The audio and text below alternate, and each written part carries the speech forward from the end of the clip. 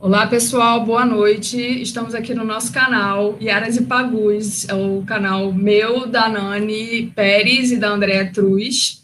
A gente hoje teve essa ideia de fazer uma opção de domingo, a mídia golpista, a mídia coxinha. Você não é obrigado a assistir Fantástico. Agora, sejam bem-vindos no nosso programa Fantástica.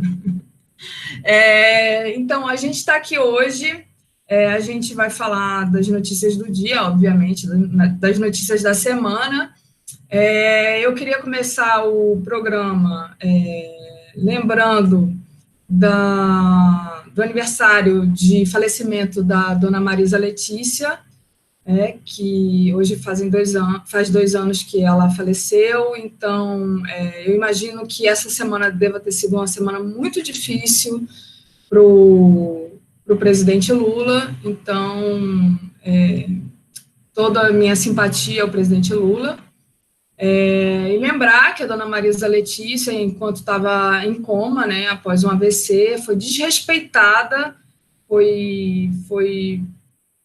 sei lá, sofreu uma violência do médico Hicham Faisal Elax, não esqueçamos esse nome, que diz que tem que romper no procedimento, daí já abre pupila e o capeta abraça ela.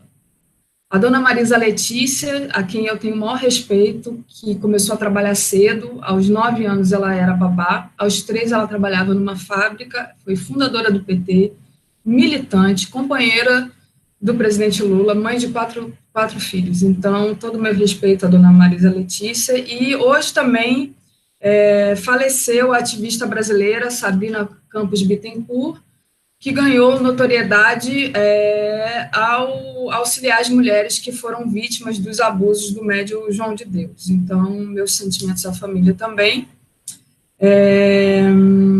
E é isso. Então, eu passo a palavra para o boa noite aí das minhas colegas. Andréia, boa noite, Andréia. Boa noite, Daphne, boa noite, Mônica, boa noite, presidente Lula. Boa noite a todas e a todos. Começar o programa a falar sobre... É interessante, né? Porque nós vamos falar sobre mulheres e dentro de um contexto de injustiça, repressão e patriarcado e etc. No caso de Dona Marisa Letícia, o que aconteceu com ela, acho que foi o pior de todos os crimes, que era utilizar... porque ela optou, né? Uma coisa é você optar em fazer um papel de primeira-dama filantrópica à la Rotary Club, né? E outra coisa é você achar e falar que, olha, não, eu não quero participar desse jogo. E foi o que ela fez. Durante os 8 anos, e o papel dela foi muito importante, porque ela fez isso para nós, né, para a sociedade, mas ela teve um papel importantíssimo no governo para com o Lula. Então, ela teve um papel, ela preencheu ali um papel muito importante. E ela sempre quis ficar fora desse jogo político, né? E ela conseguiu se manter fora desse jogo político durante os 2 mandatos do Lula. E depois sofre, claro, que por fora sempre sofreu uma perseguição, teve uma vida muito sofrida desde a infância, gente que batalha, gente que tem que acordar e viver na realidade, né? Não dá para viver sonhos épicos. Na realidade, a Dona Marisa era uma realidade de quem tem que ir à luta, né? Que é a maioria da realidade das mulheres hoje, não é? Então, e passar pelo que ela passou a partir da Lava Jato, isso é, até hoje, uma grande vergonha. O meu medo porque a história ela vai cobrar, né? A história cobra, não tem jeito. E eu espero que as pessoas tenham consciência e o dia que isso acontecer, essa família tenha justiça, porque é muita injustiça, muita injustiça. A morte dela é causada por um estresse absurdo, por pressão alta, quer dizer, se você pegar toda a análise clínica, né, da condição dela, ela era uma bomba para acontecer. A visita, a invasão, né, não sei como é que fala, porque eu não vejo outra forma você entrar na casa de um ex-presidente imaginando que você vai encontrar ouro embaixo do colchão, sei lá, onde mais, e na prática você vê que é uma realidade completamente diferente, e não ter a decência de ir no meio da imprensa e falar, olha, não encontramos nada, né? Que não foi feito, muito pelo contrário, utilizaram esse tipo de ameaça para acabar, né, com a vida dessa mulher. Com relação a Sabrina, é uma questão histórica, né? A gente vai lidar com questões históricas de patriarcado, questões históricas que envolvem, infelizmente, uma base religiosa, né? Porque dentro da luta dela, a luta dela principal era combater o assédio sexual com o vínculo, sobretudo dentro de onde você espera um local de paz, né, de fé, que é o vínculo religioso. Mais uma vez comprova, né, o quanto a gente tem que lutar, né, enquanto a nossa luta está completamente distante de uma realidade palpável que seja no menos injusta, né? Nesse sentido, é uma semana de luta, é uma semana que a gente tem que parar e pensar o nosso lugar nos direitos humanos, né? O real problema dos direitos humanos, né? Enfim, e a gente partir para alguma ação, né, Daphne? Porque a gente não pode contar, infelizmente, com o Ministério, nem da mulher, que é o mesmo, né, dos direitos humanos, porque são questões que a gente tem que falar, por isso que a gente está aqui para isso também. Então, a gente começa falando sobre essas mulheres, levantando pontos importantes, mas eu até levantaria também tantas outras mulheres, né? Eu acho que só o que essas mães estão sofrendo, esperando seus corpos, dos seus filhos, em Brumadinho, também diz muito sobre o que a gente tem que pensar sobre sociedade, sobre empresas, sobre responsabilidade de empresas, sobre responsabilidade. Né? Seja no jurídico com relação à família do Lula, seja no jurídico com relação a Sabrina e com todo esse viés do patriarcado religioso, e seja com o setor privado que avale com essas famílias que estão sofrendo um crime, né? Absurdo. Passo para você. Obrigada, Andréia. Eu vou só dar uma boa noite aqui para o pessoal que está acompanhando a gente. Isel Pinheiro, boa noite, direto do Centro do Mundo Alegrete, Rio Grande do Sul, com Lula livre já. Ney Araújo, boa noite, grata surpresa, tomara que se torne um programa semanal, a gente está pensando com muito carinho, de fazer um programa semanal fantástica, para concorrer aí com a mídia golpista. Temos aqui Adriana Brito, Tereza Cristina, André Cristina, Ney, que já falei, né, Maria de Jesus, Silvina, e o Edu Goulart, que é o nosso amigo Edu Goulart, Rogério Matucci, Marilene Nascimento, e eu acho que eu falei, Lela Heavy, Lula Livre. Então, eu achei muito legal a sua fala, na verdade, a gente tem que pensar, né, nessas mulheres que sofrem esse tipo de agressão, né, que mulheres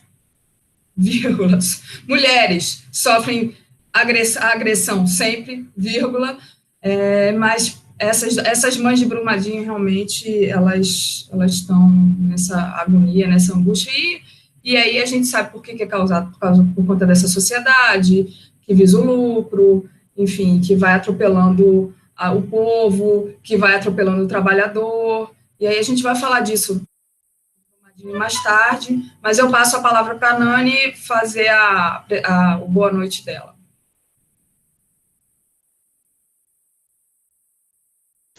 Boa noite, pessoal. Boa noite, André. Boa noite, Daphne.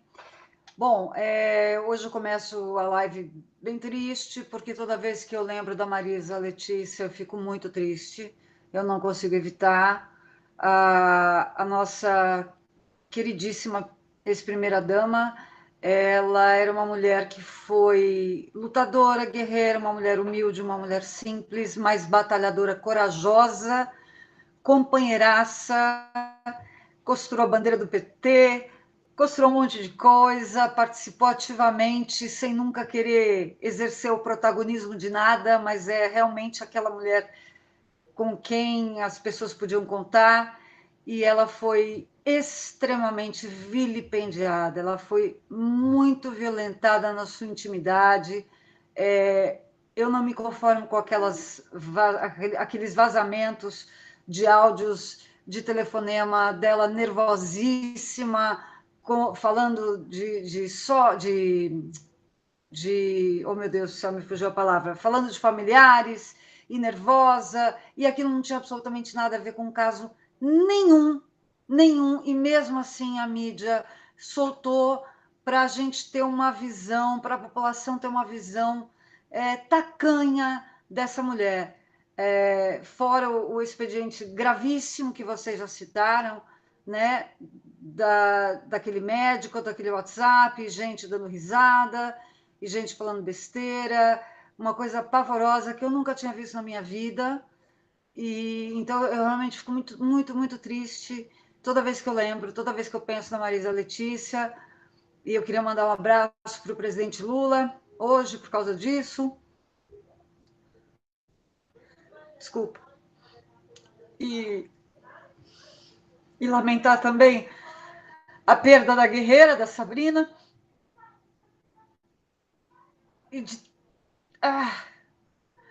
São muitas mulheres que sofrem muito perseguição, que têm uma vida muito difícil, gente. E, sinceramente, a gente precisa continuar na luta, porque não adianta ficar lamentando, mas a gente tem que prestar homenagem às pessoas que fazem da militância por causas nobres, sejam de onde forem, seja de onde vêm, e mais ainda quando são companheiras nossas, quando são brasileiras. A Sabrina, para quem não sabe, ela desde muito cedo fez muitas campanhas combatendo o abuso sexual, sobretudo de mulheres, mas de crianças, de índios, trabalhou com jovens, para resgatar jovens de drogas, etc. Então, é uma perda grande, mas a gente rende homenagem a uma vida bonita e cuja trajetória e luta vai seguir, porque ela deixou encaminhado para a família seguir essa luta, para as outras mulheres seguirem essa luta, a luta da Marisa Letícia, a luta dela, a nossa luta, e é isso.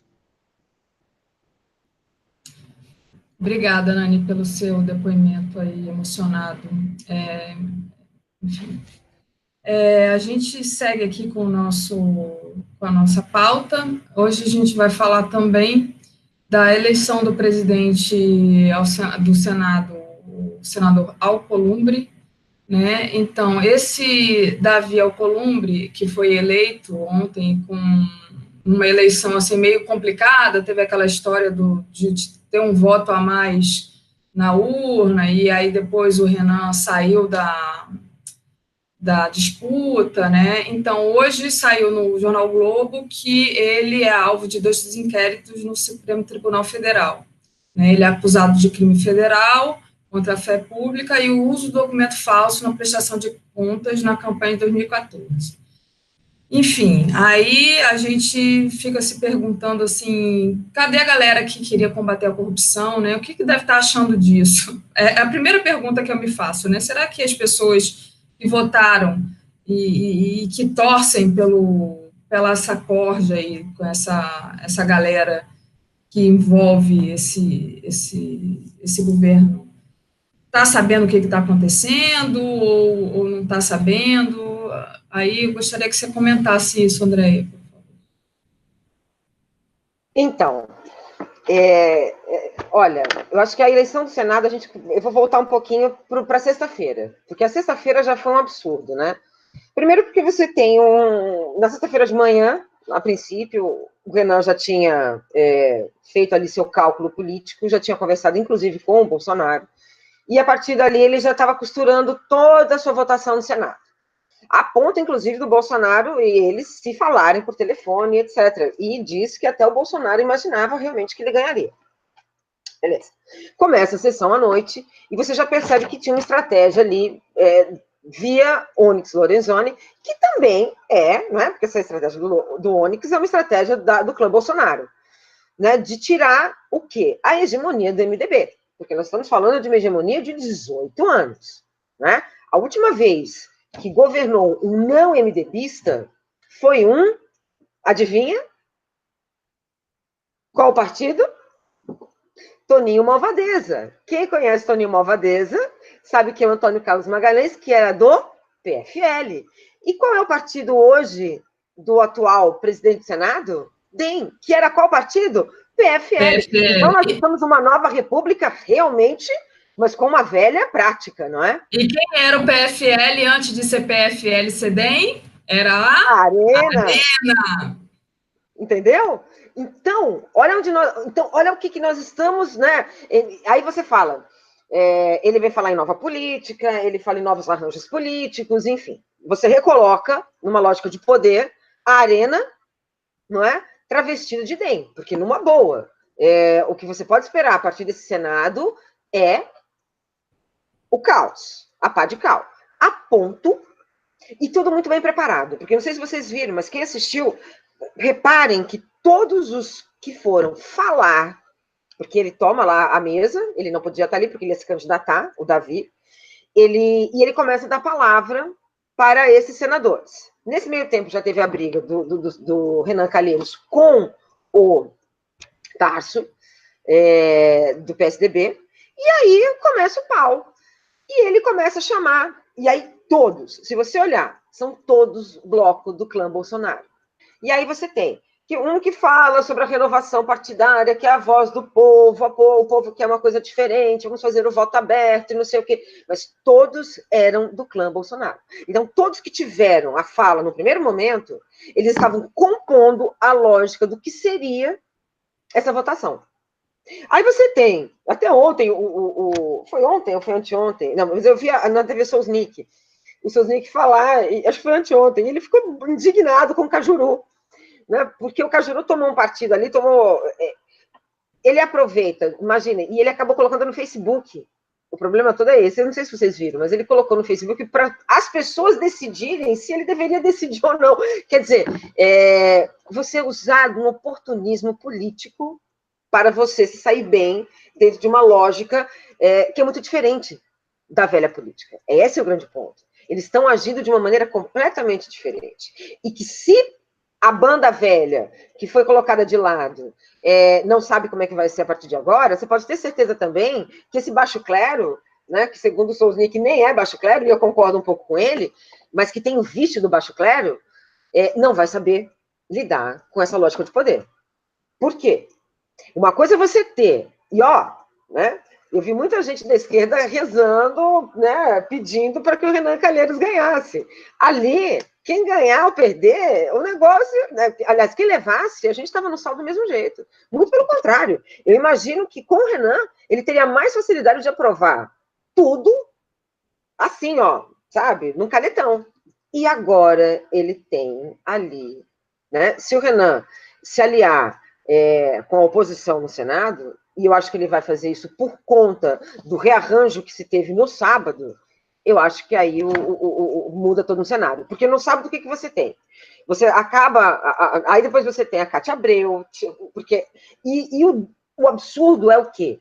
Como a Lava Jato fragilizou essa lógica de poder, Daphne. Isso tudo é fruto da Lava Jato. Porque tudo que não era feito, tudo que era regimental, hoje não tem mais importância. Eles explicavam, está no regimento. Tudo bem que você poderia ver, né, até que faz parte das manobras do regimento, você tem esse tipo de percepção. Mas, no fundo, você estava agindo de uma forma que não era constitucional. Ponto.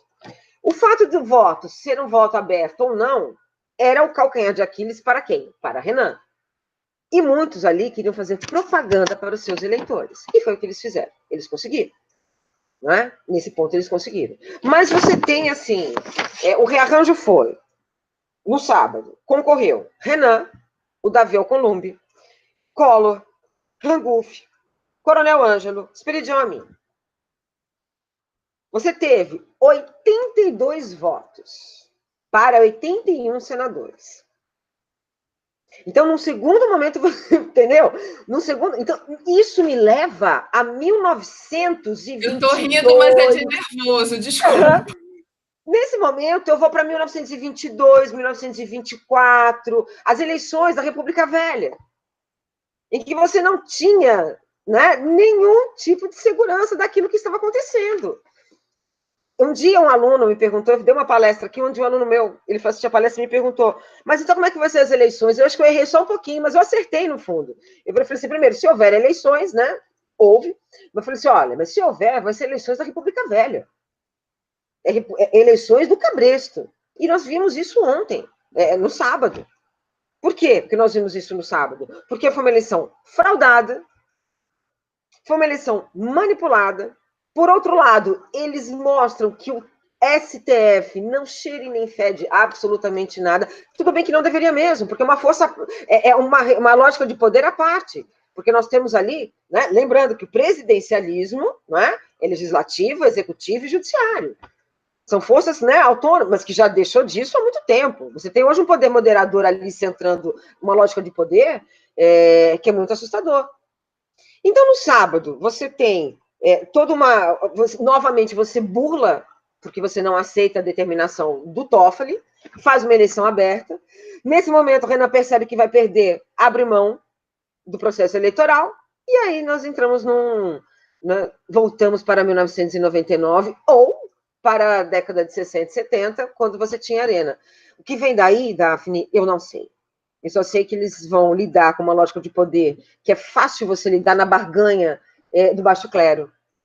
Vamos lembrar que o Senado, você tem uma lógica de representação de Estado. Então, você vai ter que representar interesses muito mais profundos. Então, não dá para você brincar como você podia brincar com uma lógica de poder que o Cunha ensinou esse pessoal na Câmara. Né? De um tudo, todo mundo perde. A democracia perde, porque já não é uma democracia de fato, a gente sabe que são sinais de bases democráticas. O que aconteceu no Senado já mostra que não tem. Por outro lado, é nítido, né? Se alguém tinha dúvida de que base de poder no Brasil sempre teve na mão da direita, está aí. Desde a redemocratização, você tem a presidência do Senado na mão de quem? De uma lógica de poder que esteve sempre no poder, inclusive na ditadura. Te devolvo.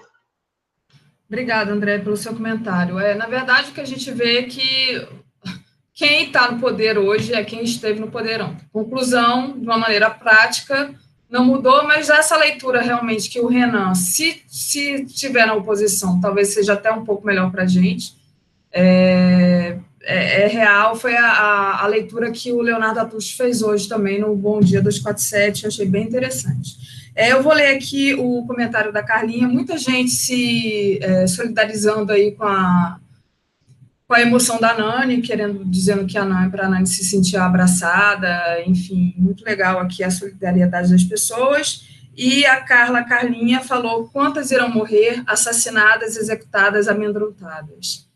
O Rogério Matucci fala fora Vélez Rodrigues, já,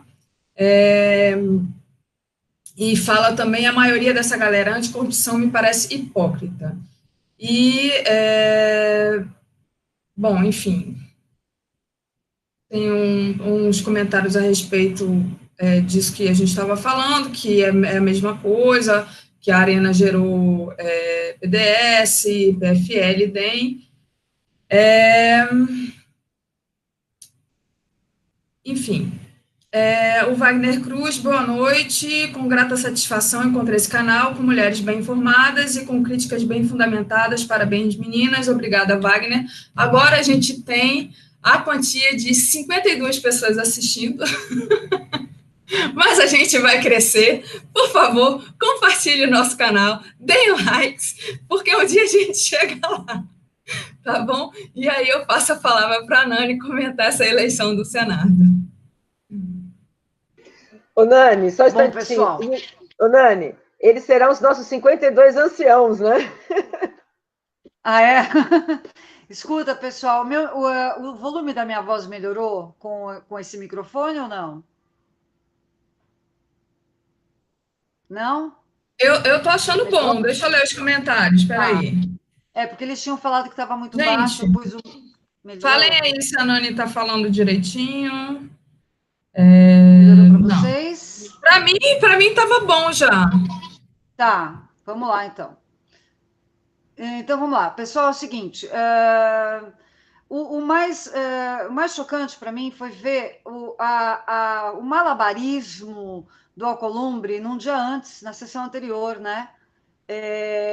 Ele tomou posse da mesa antes da votação, antes de votarem, antes de elegerem, antes de sequer decidirem se o voto ia ser aberto ou se o voto ia ser secreto, para forçar que o voto fosse aberto, para intimidar as pessoas a não votarem no Renan. Então, ele me pareceu um Eduardo Cunha II, o regresso. eu cheguei até a rir. Me desculpa, eu sei que não é para rir, mas chega a ser engraçado. Alguns apelidaram ele de Guaidó do Brasil. Ele se autoproclamou presidente da mesa, assim, simplesmente sentou na cadeira e ficou. O próprio Renan falou isso.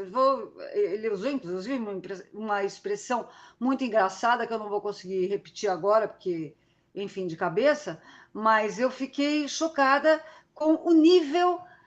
porque, assim, tudo bem, a gente sabe que, olha, PMDB vem do MDB, da ditadura, que era oposição consentida, portanto, era oposição peronomútil, e o Arena, que era a situação, o Partido dos Militares, que depois veio o PDS-PP e PFL-DEM,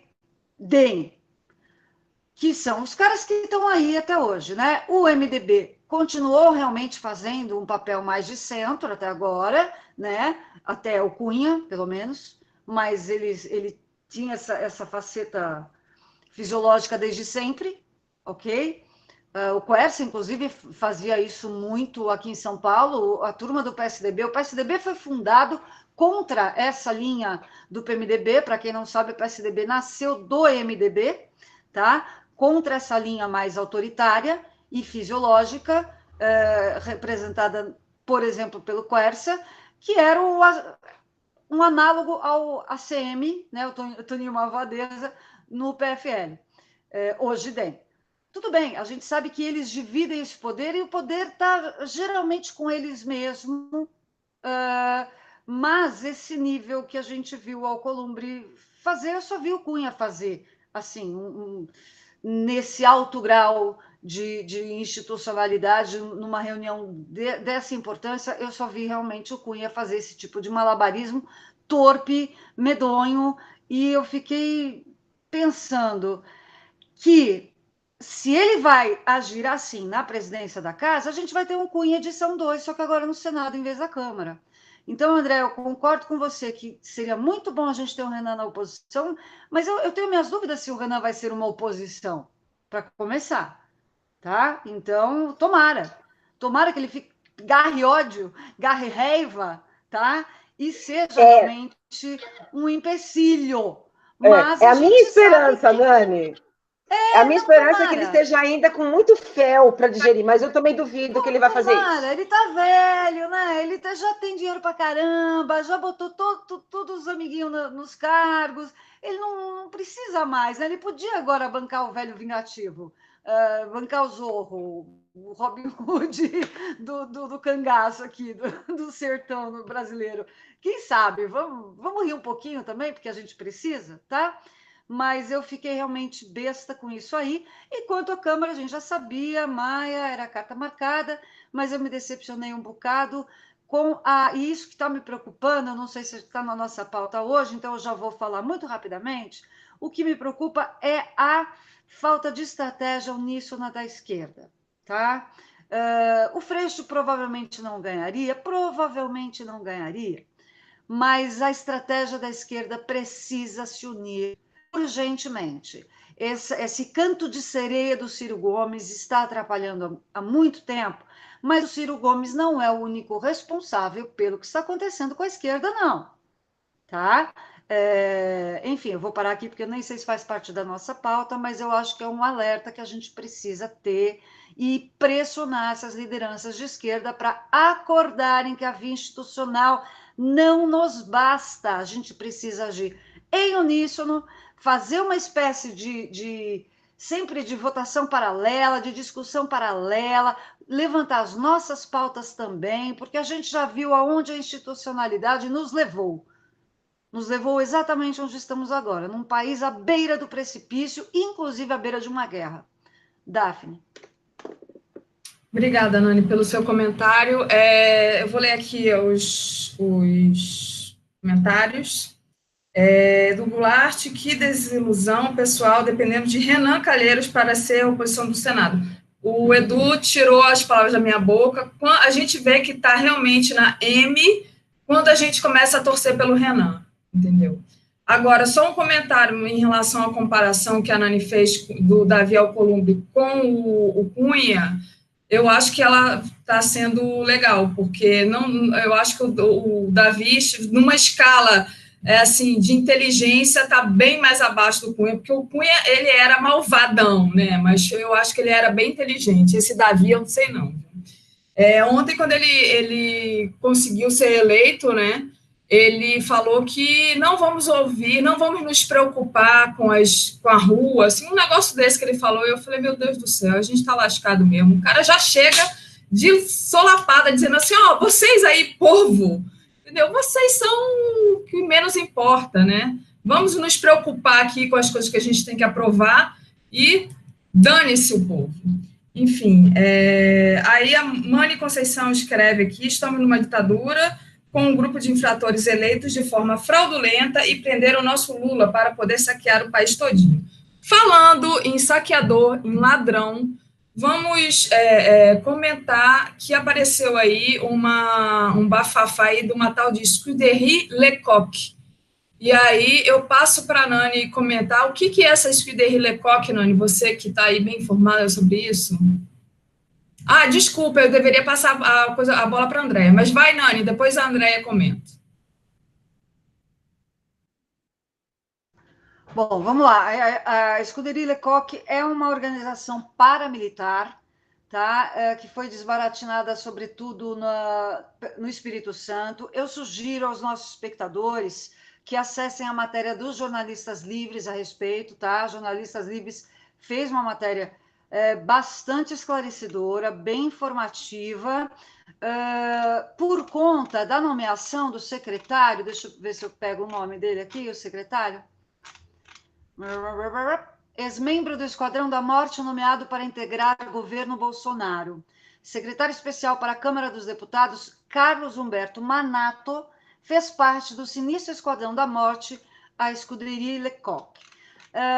O mais chocante para mim da matéria não foi nem a participação desse secretário recém-nomeado agora, tá, na Câmara, bolsonarista, obviamente. O que mais me chamou a atenção, na verdade, foi o que a matéria fala que era essa organização. Primeiro que ela só começa a ser desbaratinada mesmo, formalmente, em 2002, eu vou repetir, 2002. Por que eu estou enfatizando isso? Porque é, obviamente, uma organização paramilitar que vem da não aceitação do final da ditadura militar. Tá? Os esquadrões da morte, de uma forma geral, eles iniciam no fim da ditadura militar ou logo após a ditadura militar, relacionada exatamente a essa ala que não aceitava largar o osso, né, da administração do país. E olha que chocante aqui. Até 2005, que ela foi definitivamente fechada pela Justiça, havia mais de 1.000 associados, dentre os quais jornalistas, policiais civis, militares, advogados, delegados de polícia, magistrados, coronéis, políticos, médicos, engenheiros, bicheiros, dentre outros, tá? A Anistia Internacional, que divulgou em 2002 um relatório em que o Espírito Santo era considerado o segundo estado em que os defensores dos direitos humanos sofriam mais ameaças, tá? E esta Scuderie Lecoq, como uma estrutura paramilitar perigosa, e assim, em 2005, ela foi fechada. Olha o nível de organização paramilitar que a gente tinha até 2005.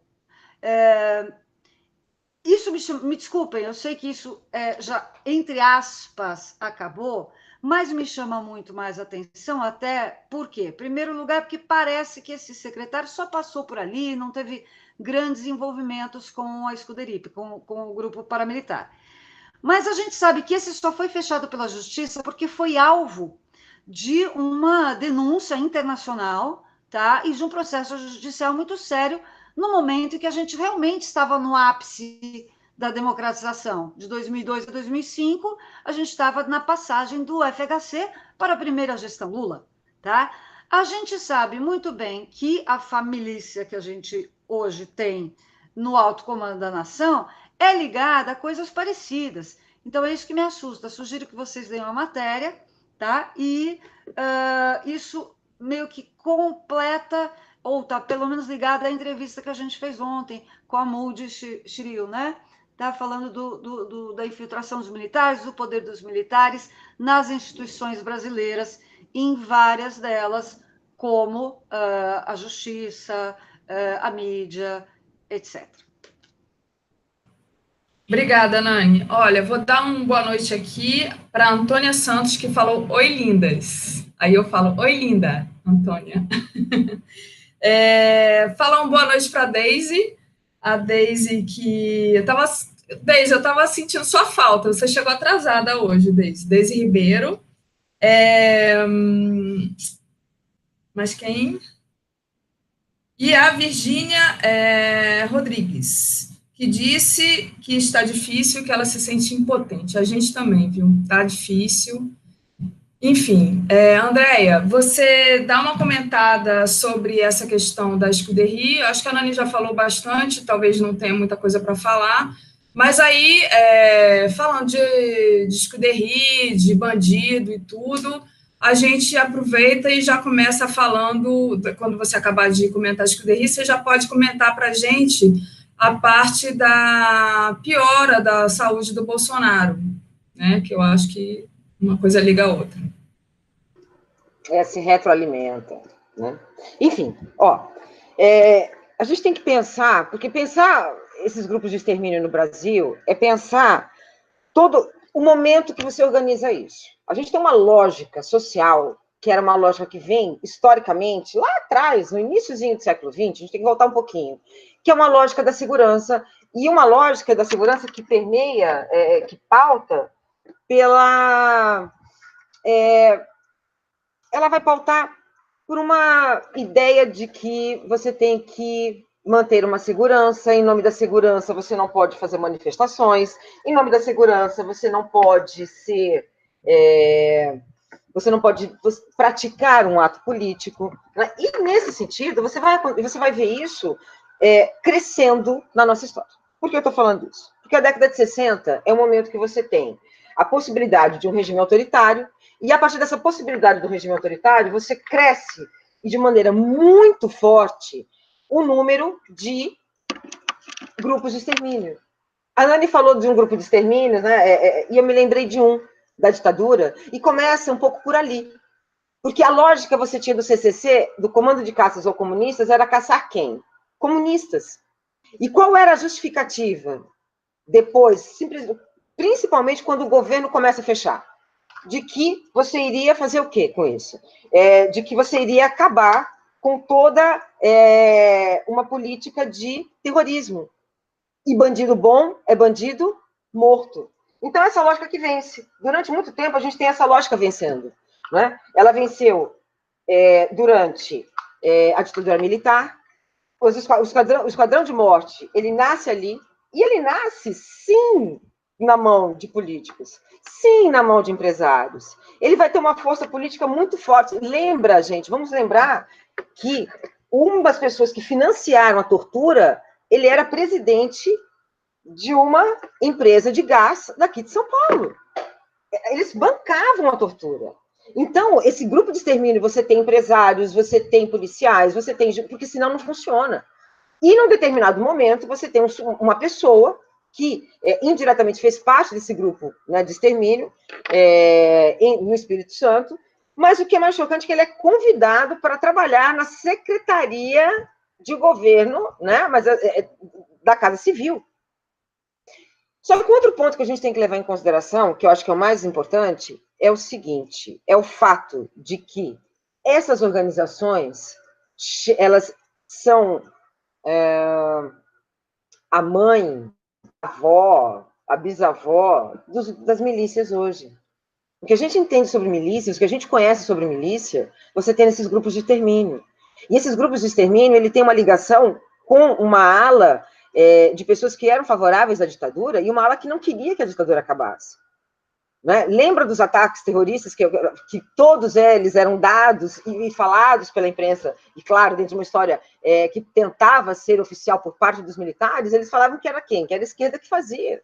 Hoje a gente sabe que muitos desses ataques, quem fazia, era a direita, dentro desses grupos. E muitos desses grupos continuaram. E ainda hoje, não sei se vocês lembram, nos anos 90 e nos anos 2000, você tinha aqui em São Paulo ruas que eles fechavam. Então, você tinha rua, e que de uma noite para o dia era um monte de bloco de cimento, fechava e começavam a cobrar segurança.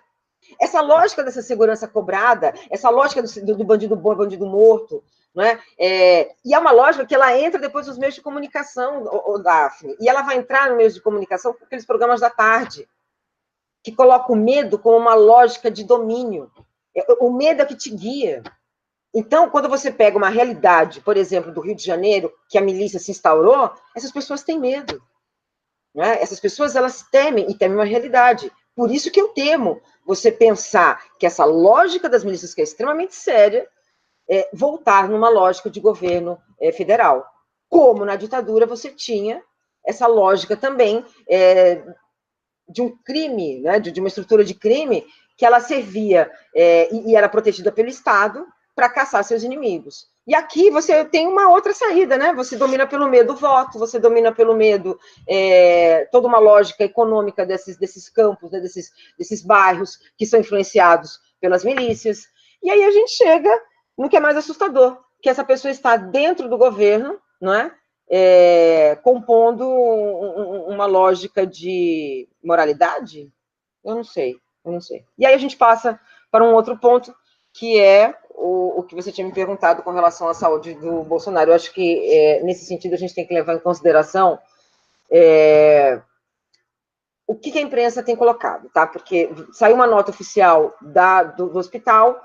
Não, nem foi do hospital. Essa nota saiu do porta-voz da presidência, que tudo correspondia de acordo com o andamento da cirurgia, etc. A Folha de São Paulo foi atrás e viu que não é bem assim. Conseguiu, acho que, 3 especialistas na área, e eles falaram que, olha, não faz parte desse pós-cirúrgico, né? Como ponto principal, eu também tenho um certo conhecimento, não faz parte mesmo. Já era para ele estar passando por um processo de alimentação, já não era vomitar, passar mal, ter náusea, é um sinal muito ruim, né? Então, o que falta é clareza nesse sentido, né? Agora, por quê? Eu me lembro disso, isso me traz um certo incômodo, porque a gente viu isso já com o Tancredo. Né? Era uma notícia, não, ele está bem, depois era uma foto de uma pessoa segurando ele continua bem, e depois não está bem. Né? Então, essa falta de clareza, e o que me assusta, porque a gente sempre volta, parece que vai estar no retorno, né? As coisas parecem que voltam para o mesmo caminho, é uma falsa informação, é um governo que tem um viés autoritário, um viés totalitário, e que esse viés autoritário e totalitário justifica-se, inclusive pela falta de clareza, seja na saúde do presidente, ou seja, numa questão que envolve um amigo dele, que está ligado às milícias, que era uma pessoa que trabalhava para o filho dele, e que tem gente envolvida entrando na Casa Civil. Isso é muito assustador, né? É isso. Te devolvo. Legal, Andréia. Realmente, a gente já viu isso. Ontem eu falei para o Aquiles, no Boa Noite 247, que eu não queria comentar sobre a saúde do Bozo, do Bolsonaro, que não é um assunto que eu comente com prazer, mas, enfim, a gente foi meio que obrigada a comentar, até porque a gente vê que existe realmente alguma coisa que é escondida, que é uma informação que não é passada, tem muita gente que desconfia se ele levou essa facada mesmo, enfim, existem todas essas questões, essas dúvidas que a gente não vai conseguir esclarecer agora. Eu vou aproveitar aqui para ler uns comentários da Deise, querida Deise, amadas, vocês representam muitas vozes. A Mani Conceição, que falou, teve aquele deputado que matava suas vítimas com uma motosserra nos anos 90, graças a Deus eu não me lembro disso, mas não duvido que seja isso mesmo. A Carlinha falando que gostou da minha fala ontem, quando eu disse que eu queria o Bolsonaro vivo, para ele cair e o povo entrar com o Lula no colo, realmente isso que eu desejo. Eu quero que o Bolsonaro viva, até porque eu acredito que eu tenho uma coisa assim, eu não sou religiosa, eu sou super ateia, mas eu acredito em energia. Então, acho que tudo que a gente deseja de mal para o outro retorna para a gente. Então, assim, eu sempre procuro desejar o bem para o outro, mesmo que seja uma pessoa altamente desqualificada, mas eu não desejo nada, e nem dor, e nada de ruim para essa pessoa usurpadora que está ocupando o cargo de presidente da República, mas eu desejo sim que ele caia, entendeu? E com ele caia os golpistas juntos, Bolsonaro, Mourão e todo mundo que está com ele, todos os seus ministros. Então, é isso que eu desejo. Não desejo mal à saúde dele, mas desejo que ele caia. Desejo um fora Bolsonaro. E tinha outros comentários aqui que eu tinha separado, mas, obviamente, estamos começando agora, tá, gente? Perdoem, temos 58 pessoas assistindo.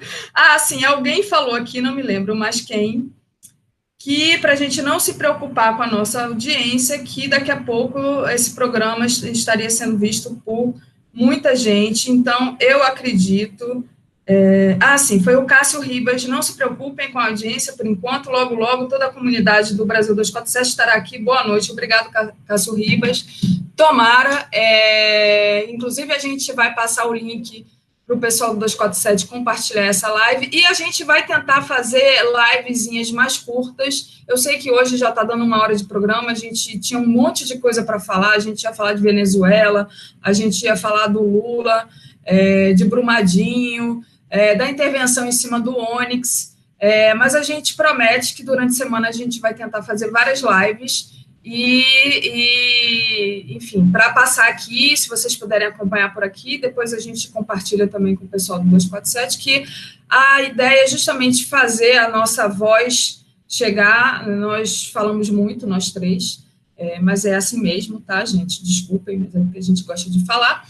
E aí eu passo a palavra para a Nani, para ela fazer um comentário sobre a saúde do Bolsonaro, ou depois, se ela quiser já emendar com outro assunto desses que eu citei, que Lula foi capa do L'Humanité essa semana, foi lindo, né? A gente sabe que o L'Humanité é um jornal comunista da França, mas whatever, foi muito bonito.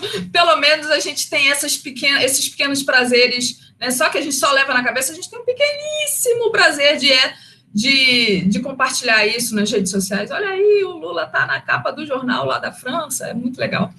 E se quiser falar de Brumadinho, para depois a gente passar a palavra para a André e fechar o programa, porque a gente já está com 1 hora, se não me engano, de programa. Vai, Nani. Bom, sobre aquela coisa, sinceramente, eu também não tenho muita vontade de falar sobre a saúde dele. Acho que eu já deixei claro que eu acho que ele não termina o mandato. Eu já suspeitava na campanha que ele não, antes da campanha, que ele não duraria metade do mandato. Agora eu já estou achando que, com essa história da operação, da cirurgia, que ele não chega sequer até o final do ano. Não sei se isso é alguma vantagem para nós, sinceramente, não sei, porque depende não só de alguma coisa acontecer com ele, mas de toda uma conjuntura, né? O tabuleiro, ele é dinâmico, ele depende de várias pecinhas, em que momento elas se mexem, como elas se mexem, qual a reação do outro lado. Então, eu prefiro nem comentar isso. Claro que eu concordo com a Daphne, eu quero mais é que ele fique bem de saúde, tá? Física, bem de saúde física, e que a gente tenha uma vitória na luta, que a gente tenha uma vitória política. É essa a vitória que nos interessa, é essa que pode mudar a situação do nosso país, é essa que pode nos fazer retomar o rumo do desenvolvimento, do crescimento, da justiça social e de alguma mudança mais prazerosa até, porque a gente tem perdido até alguns prazeres da vida, e isso faz falta e a gente precisa. Quanto ao Brumadinho, Daphne, é importante falar sobre Samarco, é importante falar sobre a Vale, é importante carregar esse lema e cobrar isso todos os dias. Só que, gente, a gente fez isso com relação à Vale, Mariana. A gente sempre tocava no assunto, a gente tinha vídeo, a gente tinha post, não adiantou de absolutamente nada. Então, realmente, não adianta, sem povo na rua, sem organização muito forte, a gente não vai conseguir fazer essa história ficar diferente. Tanto que depois de Samarco, o acidente em Mariana, nós tivemos o crime de Mariana, nós tivemos o crime da Vale em Brumadinho. As coisas não vão mudar pela via institucional enquanto a gente realmente não se organizar de verdade, e de todas as formas possíveis, botar a boca no trombone. Quanto ao Lula, a gente está vendo, eu estou vendo com um certo receio, tá? Me perdoem falar isso, mas eu estou vendo com certo receio uma euforia que talvez seja meio desmedida sobre a possibilidade do Lula receber o Nobel. Claro que eu estou na torcida, claro que eu estou divulgando, que estou fazendo propaganda, que estou fazendo tudo, eu acho que é mais do que meritório, inclusive, tá? Não é só porque ele é brasileiro, eu acho que é mais do que meritório por tudo que esse homem tá passando e por tudo que ele fez pelo povo, tá? Então, não é esse o ponto. O ponto é que, primeiro, o Nobel, uma vez por ano, é o prêmio mais importante do mundo, e ele obedece a critérios também políticos. Isso significa que depende do vento soprar para que lado da política ele vai soprar esse ano. Essa que é a verdade. Ele sopra para um lado uma vez, sopra para o outro. Vamos lembrar que deram o prêmio Nobel da Paz para Obama no ano em que ele foi eleito presidente. Ele não tinha nem sentado na cadeira do presidente ainda. E Obama, que continua fazendo guerra mundo afora, né? Vamos combinar. Então, porque ele disse que ia levar a paz. E Isaac Rabin também, que... Tá? Então, eles deram o prêmio do Obama como talvez até por uma forma para pressionar que realmente ele tirasse as forças do Iraque. Não aconteceu, demorou para ele fazer. Então, gente, é muito complicado. Tá? A Modi explicou, inclusive, ontem na entrevista, ela falou que a percepção de fora sobre o que estava acontecendo aqui dentro nas nossas instituições com relação ao Lula, quando começou, as pessoas achavam que o Brasil era uma democracia, finalmente, que eles estavam com problemas. Ela foi muito clara nisso ontem. E é verdade, né? Enquanto a Europa estava cheia de crise já, o Brasil estava decolando, saindo na capa da Times como o Brasil que estava decolando. Depois eles enfiaram o Cristo Redentor de ponta cabeça, caindo. Mas antes era lá em cima. Então, qual a percepção do mundo? Que aqui tudo funciona bem, que aqui é uma democracia, e agora que a percepção é diferente, mas a gente não sabe até que ponto ela já alcançou as pessoas o suficiente para o Lula conquistar, né, esse prêmio como uma forma de pressionar o nosso governo, inclusive porque também depende de outros que possam estar concorrendo, tá? Então, eu gostaria de deixar claro que é fundamental a gente fazer essa divulgação, sim, essa propaganda, por Lula livre e Lula Nobel da Paz, sim, porque é mais que merecido e necessário para a paz do mundo, não só pelo que ele já fez.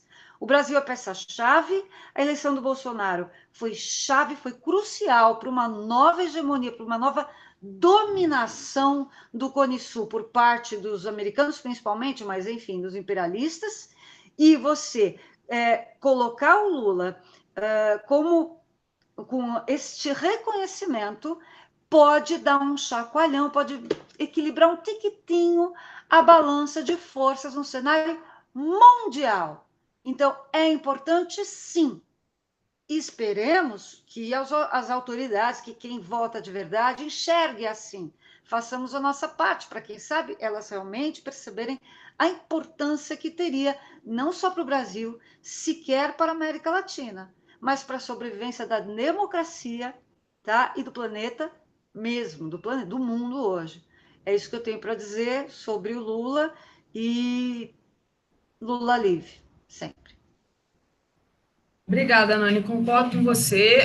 Acho que esse prêmio do Nobel da Paz, ele é um prêmio que ele atende a interesses capitalistas, enfim, então não coloco muita esperança que Lula vá ganhar, né?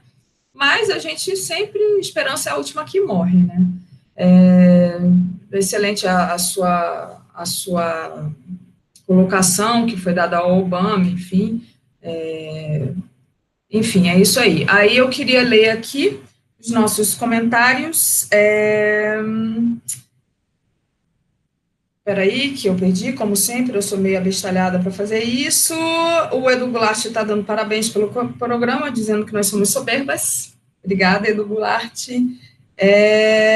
O Ronei está falando, pera lá, o Fantástico Golpista tem 2 horas, o nosso Fantástica tem que ter o mesmo tempo. Adorei. Então, deixa a gente falar. Nós somos fantásticas, Daphne, corrija aí. Fantásticas. Não, é porque eu escrevi... Não, eu botei o nome do programa, é para concorrer mesmo, é Fantástica, mas é porque nós somos fantástica, cada uma na sua subjetividade. São 3 mulheres aqui que falam pra caramba, mas que nós somos cada uma na sua subjetividade. A gente não concorda muitas vezes, mas a gente continua aqui as juntices. E é só para, como é que se diz? Desdizer Lacan, entendeu? Que diz que a mulher não existe, que a mulher não forma conjunto. Estamos aqui para dizer que é mentira. Nós formamos o conjunto Fantástica, cada uma na sua subjetividade, ok? Então, eu gostei desse comentário. Tem aqui outros comentários que eu gostaria de ler, que, óbvio, eu perdi, mas eu vou achar. Com fé em Deus. A Andréa Cristina diz, eu creio que o povão não acredita nesta notícia, minha mãe vota na esquerda, mas só ouve a mídia golpista e ela acredita nas desculpas dadas pelo Flávio Bolsonaro, por exemplo. Triste, eu acho que você tem uma missão aí, Andréa Cristina, que é conversar com a sua mãe e tentar fazer ela mudar de ideia, tá? Tem outros comentários aqui que eu gostaria de ler, mas que eu meio que fico perdido aqui, sem saber qual que eu leio, qual que eu não leio. A Carlinha disse aqui, verdade, Nani, não podemos deixar cair no esquecimento, mas concordo contigo, tem que haver uma organização popular muito grande e buscar esse papel de cobrança também da esquerda. Concordo também com a Nani e com a Carlinha, está na hora da gente cobrar as coisas e se organizar, principalmente a Nani sempre fala isso, né? Que é se organizar nos nossos pares, né? Procurar nos nossos sindicatos, nas nossas organizações, né? O Roberto Matos diz aqui que as meninas lindas do saber, obrigada, adorei o meninas.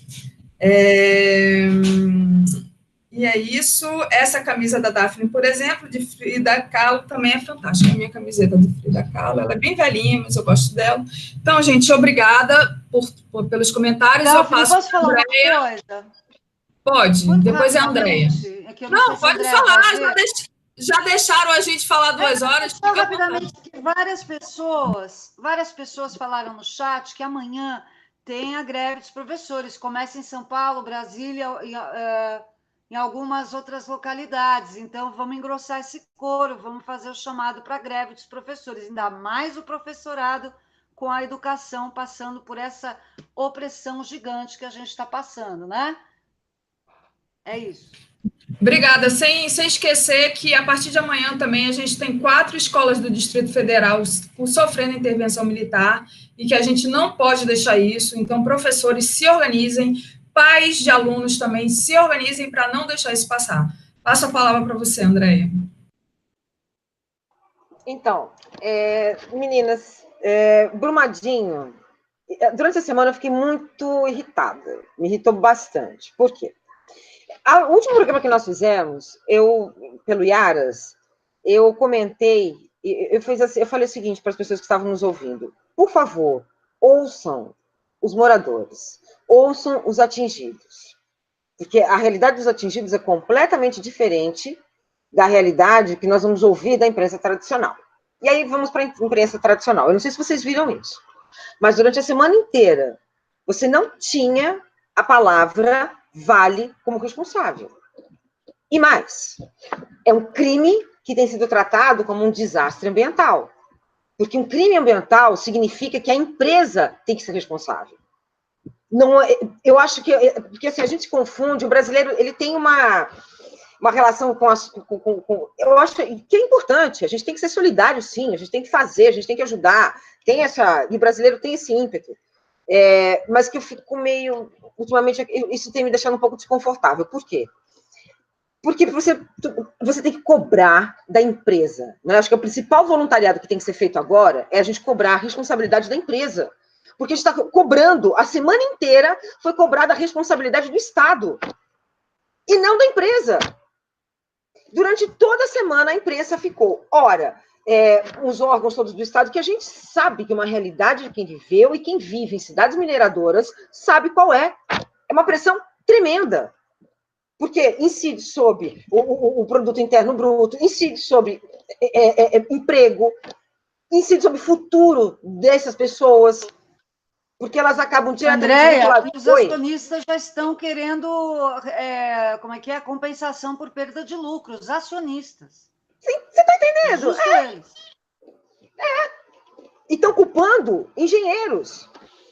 Dentro de uma lógica de empresa que você sabe que para fazer funcionar... Gente, quem vive em cidades que já passaram pela mineração é briga de formiga com pata de elefante, o elefante inteiro. Não tem como você sair dessa... É uma briga muito injusta. Na Samarco, em Mariana, o primeiro questionamento que nós fizemos, porque um pessoal, uns amigos meus de Mariana, a minha primeira dúvida, eu falei assim, escuta, vai colocar o pessoal no estádio? Eles têm que pagar a moradia, têm que pagar um hotel. O que a gente tem saído agora de informação é que as pessoas que estão, que eram moradores dos sítios, eles não estão sendo colocados na mesma condição dos trabalhadores. Eles foram colocados em hotéis em outras regiões, regiões afastadas, não estão sendo, pela notícia que eu li, eles não estavam sendo auxiliados pela Vale, os hotéis tratando esse pessoal com preconceito, inclusive com problema de cortar a refeição. Nós estamos falando de uma empresa que tem um lucro absurdo, que não pode deixar, não dá para deixar essa responsabilidade cair só sobre o Estado. E que é um Estado... Uma empresa que foi dada de presente, vamos lembrar isso sempre, Andréia. Foi o maior crime da era FHC. Essa empresa tinha valor incalculável, o valor dela é trilhão, foi vendida por 3,3 bilhão. Gente, não é possível uma coisa dessa. Por isso que eu falo, tem que ter muita organização mesmo. E sem isso, não vai mudar. Eu fico lembrando, Andréa, que há 25 anos eu já dava em sala de aula para os meus alunos de redação e de interpretação de texto o vídeo do Chomsky, o consenso fabricado, em que ele alertava tudo que a gente está vivendo hoje graças à mídia, né? A distorção que a mídia... O Chomsky, para quem não sabe, gente, ele é anarquista. Ele não gosta do comunismo, ele não, de jeito nenhum, tá? Ele é totalmente anarquista, ele é anticapitalista e anticomunista. Só que o Chomsky, há anos, há décadas, ele percebeu que, neste momento do capitalismo, o Estado tem que ser salvo. Faz mais de 3 décadas que ele já fala isso. Por quê? Exatamente por causa disso. O Estado já vinha nesse caminho, lá fora acontece tudo antes daqui, já vinha nesse caminho de que tudo que é lucro é privatizado e tudo que é prejuízo é estatizado, e que a globalização, esse foi o grande alerta do Chomsky, as obras dele sobre globalização alertavam que a globalização, a gente precisava ser pela mundialização, que é a questão cultural, sim, mundializar a cultura, mas contra a globalização financeira, porque isso ia levar o mercado financeiro a um poder jamais visto e que dificilmente a gente ia conseguir derrubar. Aconteceu, por mais que o Chomsky alertasse. Está aconteceu, e a gente não tem muito que, né, Nani, segurar agora. Ele cantou a bola.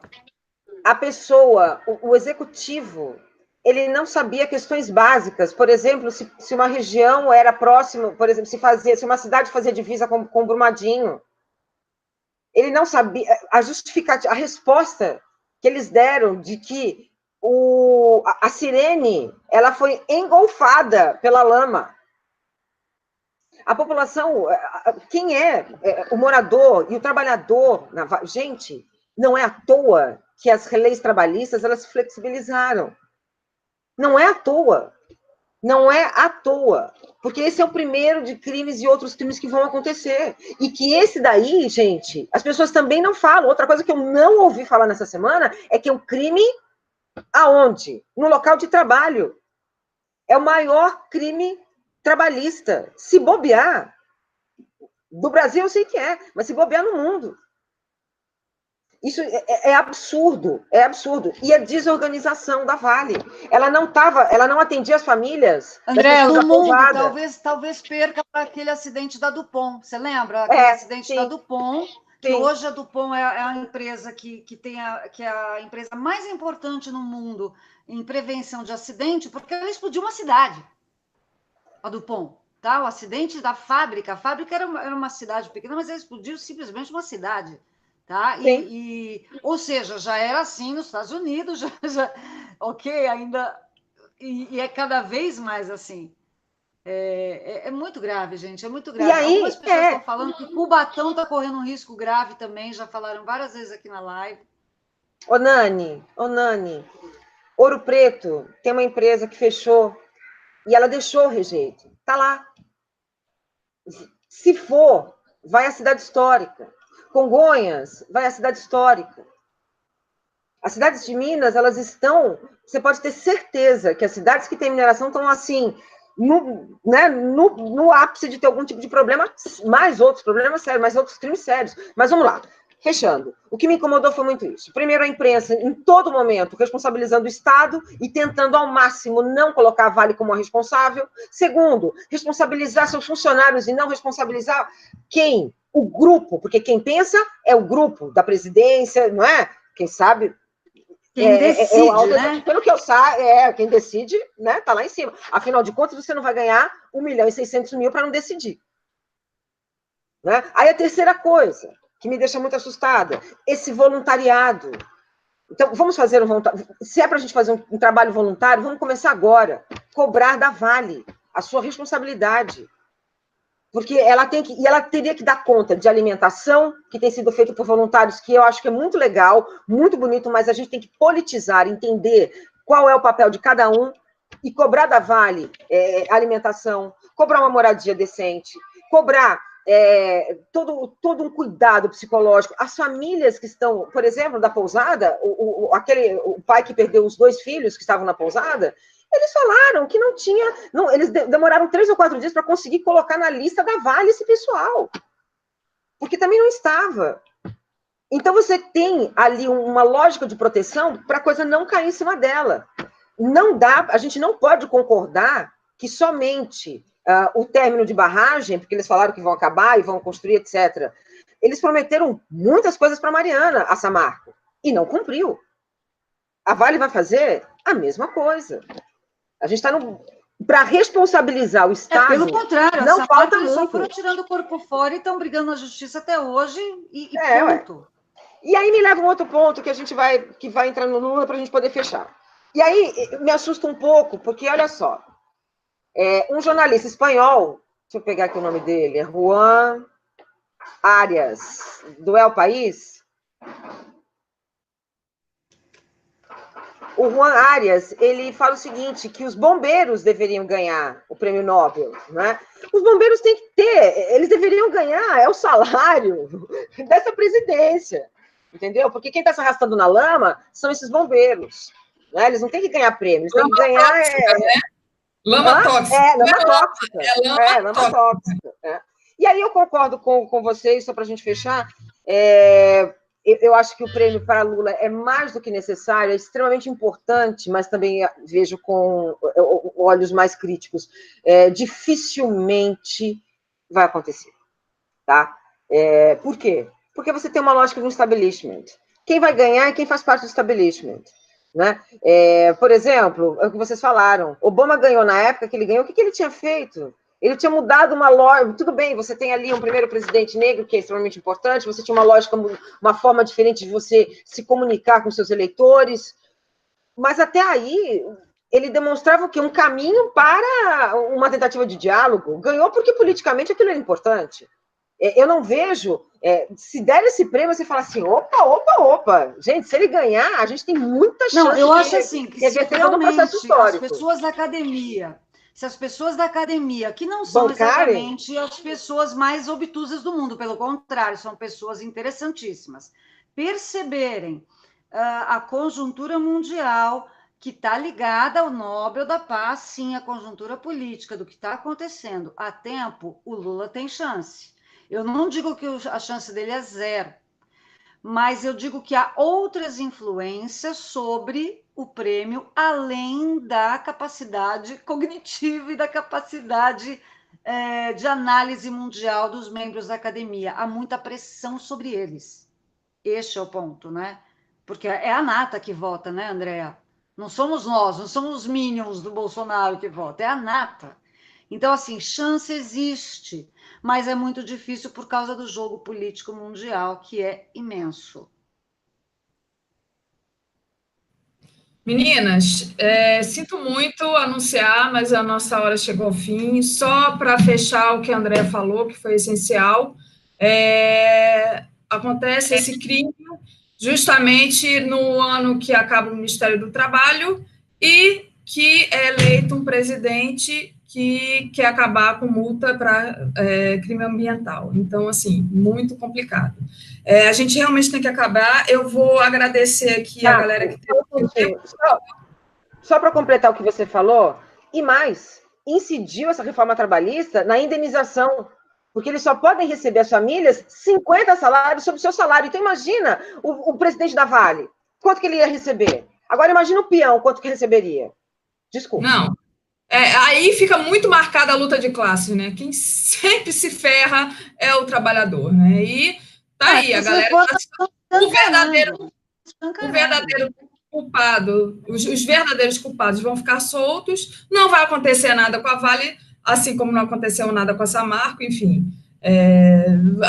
O crime de Mariana continua aí, vocês já falaram tudo, enfim, eu acho que fica muito claro. E assim, eu vou falar uma coisa para vocês, sabe? Eu assumo aqui uma fraqueza minha. Eu não dei conta de ler sobre isso e nem de ficar assistindo vídeo, nem abrindo foto, as coisas que chegaram para mim. Eu não dou conta. Emocionalmente, eu não dou conta. Isso é uma coisa que me afeta assim, profundamente. Por isso que eu não gosto nem de falar nisso, porque isso é uma coisa tão revoltante no Brasil, é tão horrorosa, é tão criminosa, que eu não consigo olhar, eu não consigo assistir. Eu imagino para as pessoas que perderam familiares, é um negócio assim horrendo, enfim, é muito triste isso que está acontecendo no Brasil. Hoje é que a gente sabe que não vai ser resolvido, né?